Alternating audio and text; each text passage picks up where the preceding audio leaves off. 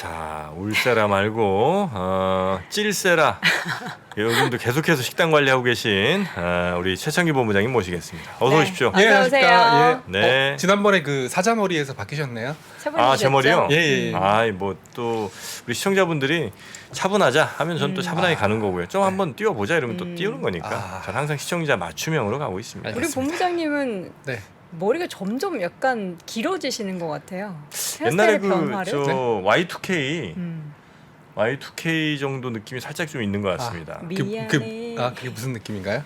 그 가수. 왜 그때 이제 뭐 친구로 예. 지내자 마지막 그 노래 나오는 한참 막 90년대 말 2000년대 약간 머리 초쯤에 긴. 예, 약간 그 보이그룹 느낌의 밖에 눈 와가지고 습기가 많으니까 제가 그래요? 곱슬머리여가지고 차분해지셨습니까? 자, 눈이 오는 날 ETF 이야기를 좀 나눠볼 텐데요. 오늘은 어떤 이야기를 좀 가지고 오셨을까요? 네, 일단은 오늘은 제가 ETF 아저씨라는 별칭을 얻기 전에 파생 전도사였습니다. 파생 상품 전도사여서 네. 3월물 선물, 최근 월물이 선물 3월물이거든요. 그래서 이론가 보는 법부터 좀 설명을 드릴 거예요. 이론가 보는 법이요? 네. 우리가 알아야 되는 거예요. 네, 알아야 됩니다. 왜냐하면 이게 연말에 또 배당이랑 관련이 있고요. 네. 그리고 선물이 들어가 있는 레버리지 ETF나 인버스 ETF 그리고 인버스 레버리지 ETF까지 영향을 미치기 때문에 이거 아셔야 됩니다. 그래서 화면 잠깐 띄워주시면은요. 네. 네. 자, 자, 우리가 뭐 생활 속에서 많은 선물이 들어간 상품을 많이 매매하시지만 실제로 선물 이론가를 어떻게 계산하는지 모르실 겁니다. 그리고 새삼스럽게 갖고 온 이유가 여기 왼쪽 화면을 보시면 지금 베이시스라는 것은 선물 현재가 빼기 기초가 되는 코스피 200 가격을 나타낸 숫자인데요. 베이시스가 앞에 마이너스가 붙어 있습니다. 이걸 뭐라고 할까요? 백어데이션. 맞습니다. 백어데이션. 백어데이션은 어떨 때 나타나는 현상이냐면 시장이 하락 리스크가 상당히 강할 때 나타나는 현상인데 선물을 잘 모르시는 분이 간만에 선물을 보시면 백어데이션이네? 그만큼 시장이 하락 압력이 센 거야? 이렇게 생각하실까봐 그래서 제가 갖고 왔고요. 오른쪽에 친절하게 선물 이론가를 계산하는 공식을 제가 적어놨어요. 선물 이론가를 계산하는 공식은 코스피 200 가격에다가 잔존 만기까지의 이자를 더하고 그리고 연말이니까 배당액 지수를 빼서 이론가를 계산하게 되고요. 예, 아셔야 됩니다, 진짜로요. 왜요? 예. 이거 다 계산해 주는 거 아니에요? 그래도 HTS에서? 연말에는 여기서 이제 두 가지 정도 변수가 있는데요. 그러면은 잔존 만기까지의 이자인데 이자는 되게 여러 가지 금리를 쓰지 않습니까? 어떤 이자를 쓸까? 이게 첫 번째 쟁점 사항이고요. 두 번째 쟁점 사항은 선물은 연말 배당을 못 받기 때문에 배당액 지수를 차감하게 되는데 여기서 말하는 배당액 지수는 작년 배당액입니다. 올해 얼마 배당이 나올 건지가 잡혀있는 숫자가 아니라 작년 배당액 지수를 그대로 갖다가 써서 선물 이론가를 계산하기 때문에 그래서 변수가 생기는 거고요. 그리고 선물 3월물만 연말 배당액 지수가 굉장히 크거든요. 한국에서는 대부분의 기업들이 12월 결산법인이기 때문에 12월에 배당액이 몰려 있고요. 그러다 보니까 선물 3월물만 마이너스, 즉 백오데이션이 되는 상황이 정상적인 상황이다라는 말을 하기 위해서 긴 걸음을 돌아왔습니다. 괜히 오신 것 같은데요. 괜히 왔나요? 네, 괜히 그 걸음하신 것 같은데. 네네네네. 그러니까 이거를 어느 상황 혹은 어떤 이유로 어떤 때 어떤 투자자가 알아야 되는 거죠? 결국은 선물을 통해서 방향성을 예측한다든지 선물 가격을 가끔 보시는 투자자분들 네. 그리고 선물은 잘 모르시지만 가끔 가다가 베이시스가 컨텐건지 백어데이션인지 체크하시는 분들 그리고 오늘부터 연말 배당락 전일까지 이런 현상이 일어나거든요. 네. 네. 배당락 일부터는 이 백어데이션 현상이 사라집니다. 지금 보니까 이 부분을 이해할 수 있는 개인 투자자분들은 거의 없다. 근데 이걸 알면 시황관이 굉장히 풍부해진다. 맞습니다. 어려워도 반드시 공부하면 큰 도움 된다라고 하는데 그러지 마시고 이제 알려주세요. 그래서 지금 어떤 상황이다라는 거를 그래서 한 번만 더 많이 띄워주시면요. 아닙니다. 제가 맡은 롤이 이런 거라고 저는 생각을 하고 있습니다. 왜냐하면 글쎄요, 3프로 TV를 제외한 나머지 방송에서 선물 이론가를 이렇게 친절하게 아니요. 계산해주고 없죠. 지금이 이론가 대비해서 저평가다 또는 고평가다를 말씀드리면서 네. 고평가 상황이기 때문에 장이 좋을 거다, 저평가 상황이기 때문에 장이 나쁠 거다라고 얘기할 수 있는 사람은 없을 겁니다. 그러니까 자. 이런 하나하나 배워가는 것도 좀 재밌어요. 네네네. 그래서 네. 제가 장중에 캡처를 했기 때문에 종가랑 좀 틀릴 수 있습니다. 그 말씀 먼저 드리겠고요. 네. 제가 현재가는 307.25포인트 그리고 코스피백은 308.99포인트. 그래서 제가 그 코스피백 가격을 309라고 러프하게 계산을 했고요. 그리고 이자 CD금리 쓰는데 4.03%니까 그냥 4%라고 계산을 해서 계산을 해보니까 307.25포인트가 현재 선물 이론가더라고요. 근데 공교롭게도 선물 현재가와 이론가가 거의 일치한 상황에서 거래가 되고 있어서 무슨 말씀이냐면 지금은 전부 다 눈치 보기 하고 있다. 근데 이거 몰라도 저는 느껴지던데요? 네. 그러니까 결국 선물 가격에서도 대단해. 시장 보면 오늘 보셨잖아요. 공방 네. 펼치는 거. 예, 저도 참 이 계산하면서 정말 놀랬던 게 이렇게 계산하면 이론가보다 현재가가 위에 있거나 네. 현재가보다 낮게 있어야지 제가 할 말이 있거든요. 그쵸. 근데 이론가랑 현재가가 거의 비슷하게 형성되고 있어서 선물 시장에서도 진짜 치열하게 간밤에 있을 FOMC를 째려보고 있구나. 그러니까 어느 한쪽 하필이면. 방향으로 배팅을 하고 있는 게 전혀 안 느낄 정도로 서로 눈치만 엄청 보고 있다. 철저하게 눈치 보고 있구나라고 네. 생각을 하고 있고요. 대신에 약간 이제 틀린 게 뭐냐면 배당액 지수가 좀 틀려질 수 있어요. 네. 배당액 지수 같은 경우에는 제가 앞서도 말씀드렸던 것처럼 작년 배당을 그대로 갖다 썼기 때문에 그래서 약간 여기서 틀릴 수가 있는데 저는 배당액 지수가 증권업이 좀 배당을 좀 낮추면서 약간 떨어지지 않을까 뭐 그런 생각들을 좀 하고 작년보다? 있습니다. 네. 예.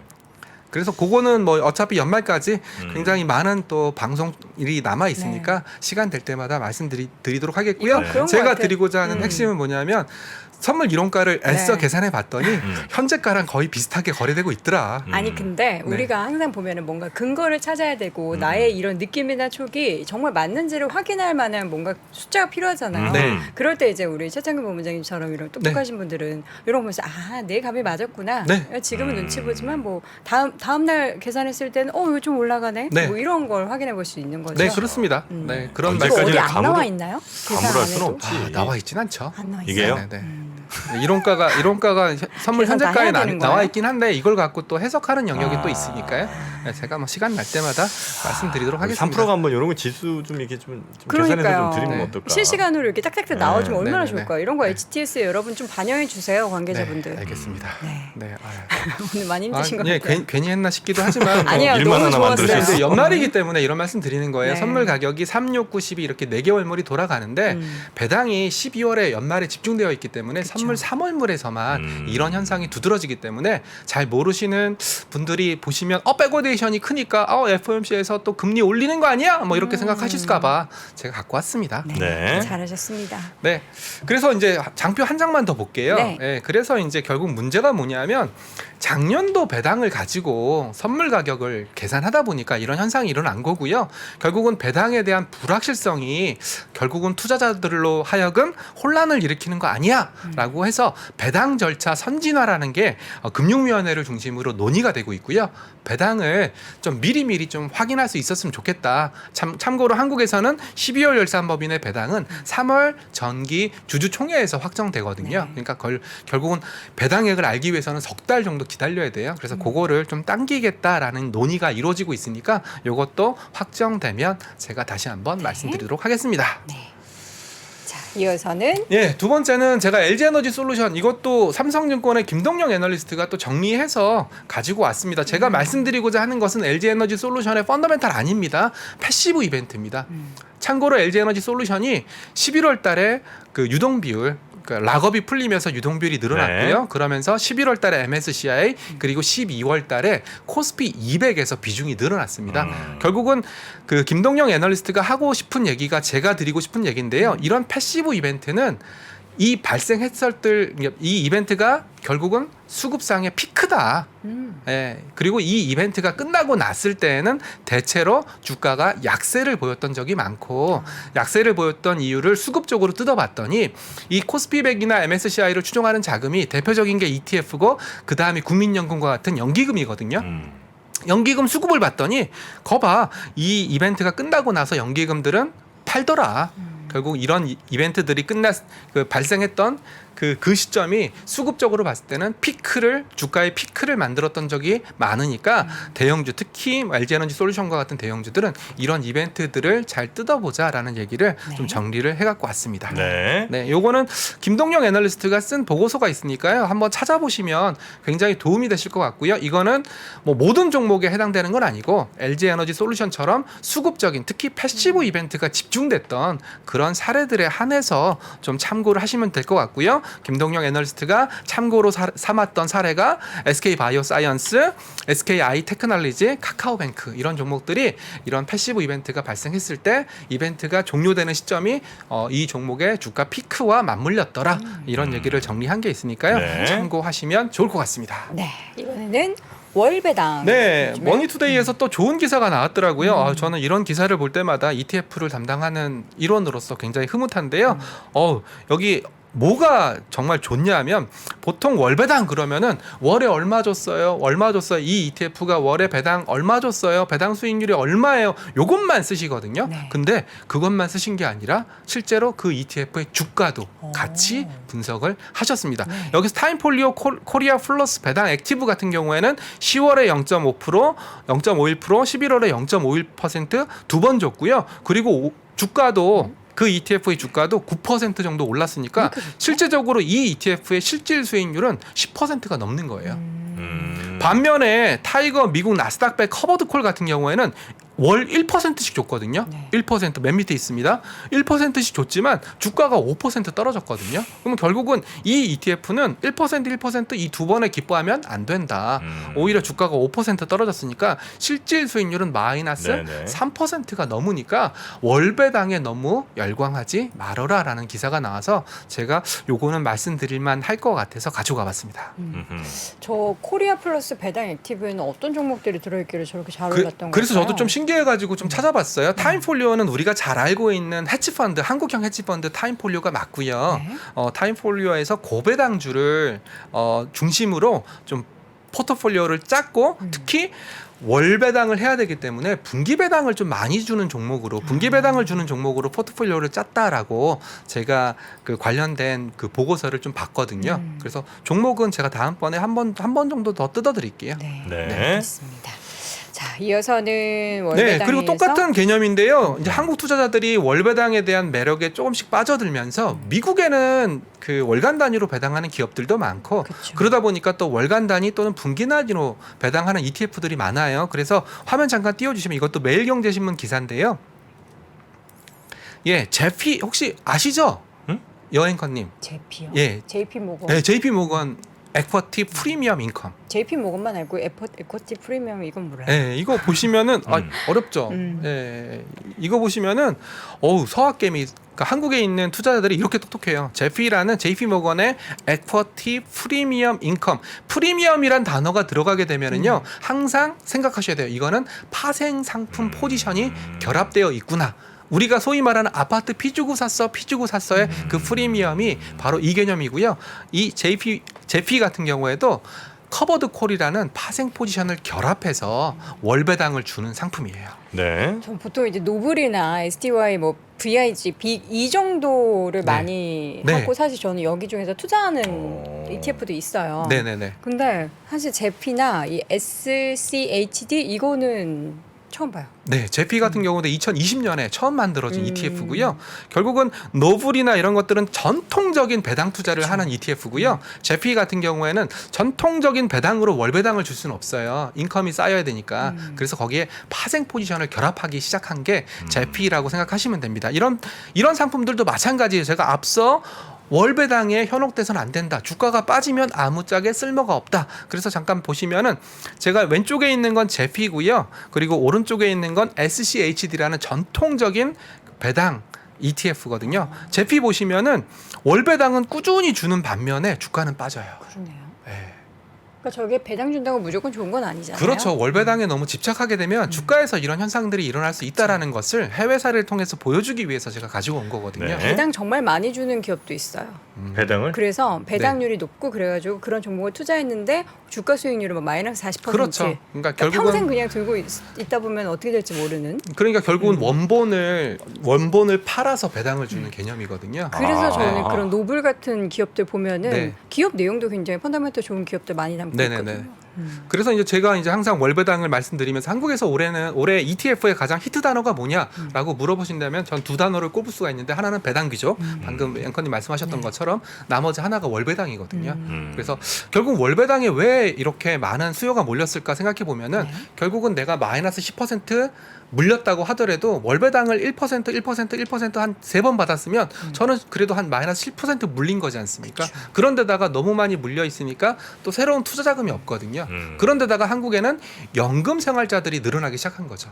그러니까 월급처럼 무언가 인컴이 나오는 상품에 대해서 점점 관심이 높아지고 있다.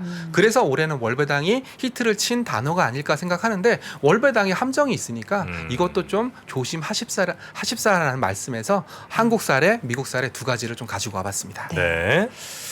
자, 그리고 만기 매칭형 ETF, 제가 채권형 ETF도 올해 많이 설명드렸던 것 같은데요. 화면 잠깐 띄워주시면은요, 요 밑에 있는 차트만 보시면 돼요. 네. 네, 코덱스 은행채, 여기 파란색이 처음 시작했을 때 시가총액이고요. 그리고 주황색이 그 뒤에 들어온 거예요. 엄청 들어왔죠. 네. 그리고 KB스타 회사채도 엄청 들어왔어요. 네. 그리고 뭐 국고채 같은 경우에는 거의 안 들어왔는데 왜 그러냐면 국고채는 최근에 금리가 많이 빠졌어요. 그래서 그 채권 금리의 쿠폰에 대한 매력이 많이 떨어졌기 때문에 국고채보다는 은행채, 회사채로 자금이 몰린 게 아닌가라는 생각을 하고 있고요. 제가 이 표를 가져온 이유는 YTM은 지금 샀을 때 만기까지 보유하면 요 정도 수익률이 나오겠다라는 게 YTM이거든요. 그래서 YTM을 한번 눈여겨 보십사라고 해서 제가 표도 갖고 왔고 도표도 가지고 왔습니다. 여기 보시면은 뭐 미래에셋 회사채 같은 경우에는 YTM이 5.4 그리고 가장 돈이 많이 들어온 코덱스 은행채 같은 경우에는 4.39 한 1%포인트 정도 차이가 나거든요. 근데 그 타이거 회사채 같은 경우에는 막 캐피탈채라든지 카드채 이런 것들이 포함되어 있어요.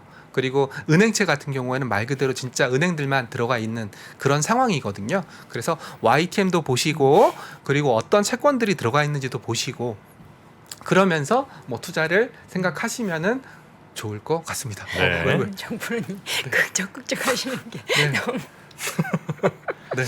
배당 뭐 네. 네, 배당, 뭐 채권 이런 거니까 네. 지금 ETF가 이렇게 어려워졌어요. 저도 ETF 업계로 온 지 1년 반 됐는데 거의 저의 하루 일과가 채권 공부하고 커버드콜 공부하는 것들이 하루 일과입니다. 네. 아 마지막으로 아니 시기가 이렇게 안 좋은데 비트코인 관련해서 ETF가 홍콩에 상장이 됐어요. 네, 화면 잠깐 띄워주시면 오늘 파이낸셜 뉴스에서 단독으로 나온 뉴스인데요. 2시 정도에 나와서 제가 잽싸게 캡처를 해갖고 왔고요. 아시아는 아무래도 좀 보수적이에요.